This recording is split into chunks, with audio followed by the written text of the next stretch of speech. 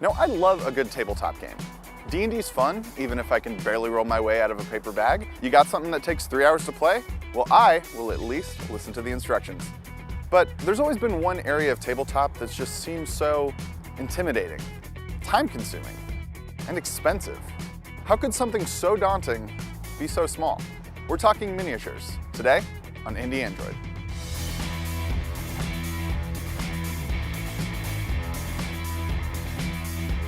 The main difference between, miniature wargaming and other types of similar genre games like D&D is that rather than controlling, a single character or, something more micro, you have more or less a squadron or a whole army to command. So it has much more of a strategic element than a role-playing element.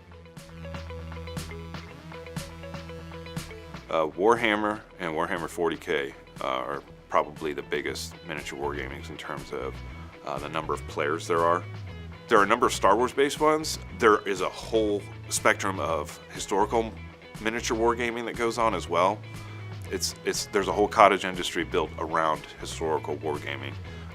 Field manuals and manuals that are devoted to specific weapons so that these guys can, if they want to, incorporate as much or as little of the historical data into determining, what was the mileage of an M1, so that they can incorporate how far these tanks can actually move within the game. The research for that is way more fun than making something up out of my head and then trying to keep it all straight when I put it down on paper. I always thought of them as kind of like toy soldiers, like that. I'm a history major originally, so I had a good sneer at toy soldiers, but actually I love it. Warhammer, X-Wing, they're big now. But the concepts behind wargaming go way back, like 7th century back, when a game called Chaturanga was introduced in India.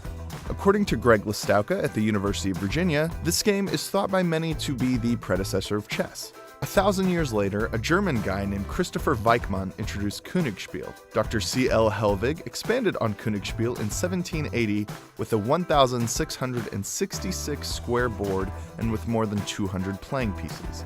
That game spread throughout Europe and eventually gave us Kriegspiel, from your favorite game company and mine, the Prussian Army.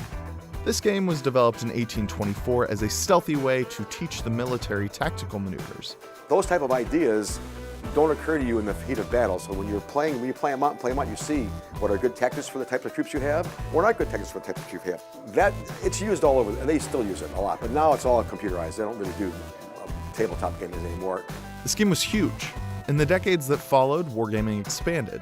And in 1913, H.G. Wells, yes, that H.G. Wells, published the rules for Little Wars, which you might remember from our D&D episode.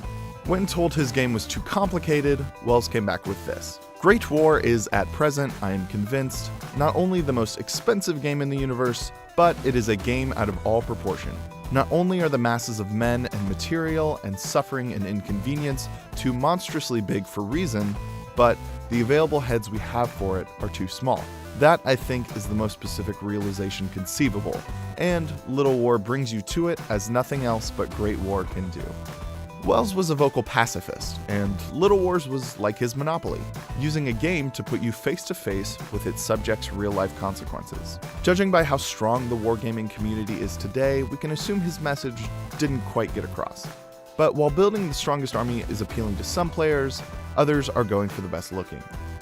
When you're building and painting an army, you're using it as an outlet for self-expression. If you get an idea, there's an urge to express those ideas through your models. I don't do a ton of commission work. It's something that I actually did a lot of when I was in high school. It's one of the things that actually helped pay for the hobby for me, is that I would build and paint other people's models and then use the money that I earned to buy more. For these games, you need a lot of scenery or terrain pieces to play your games on.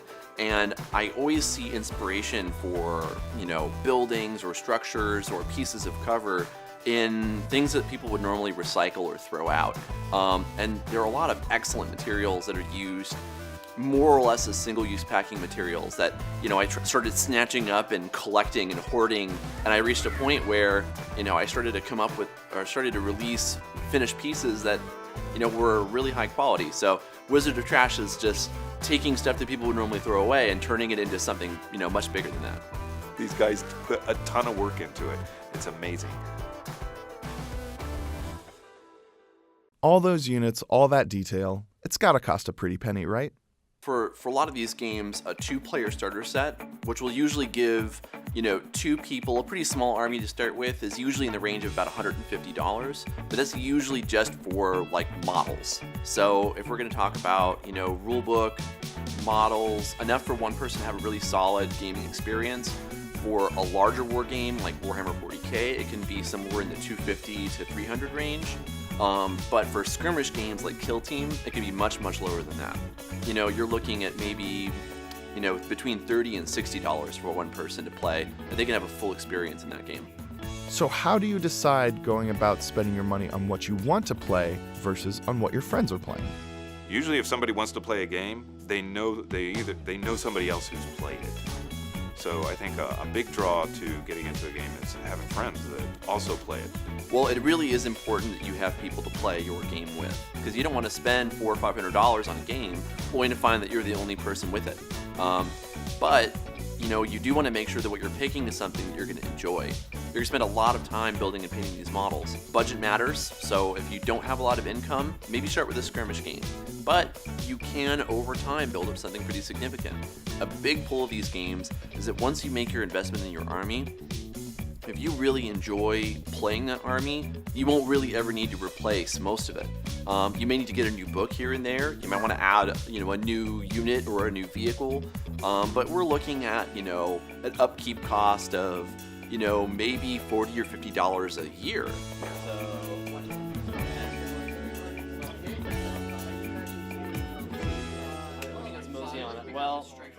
I think more than anything what it is that people try to find a game that meets their needs. And there are some people that like a war game that is much more granular. And there are those that just want something that they can set up and play a couple games in an hour. Or there might be people, it just depends on the mood that day, which game that they're going to gravitate towards. First of all, the camaraderie. We have a bunch of people, our friends, we've known each other for years and years. We have similar interests. That's hard to find, and you don't want to lose that type of connection. But I also enjoy kicking their butts in a war game too. There's a status thing going on, From a strategic standpoint, I love the idea of building an army list and thinking of the strategic parts of the game. I like trying to envision what I can do with what I've got. But even bigger than that, I really enjoy the hobby aspect. Your typical player is going to spend, easily 3 or 4 times as much time building and painting their models than they'll ever spend playing. I really enjoy sitting down with, some brush and some paint and some new plastic and really making it work. It sounds like if you're looking for a new hobby to throw yourself into, miniature wargaming just might be it. Just know it isn't for the faint of heart, or the faint of wallet.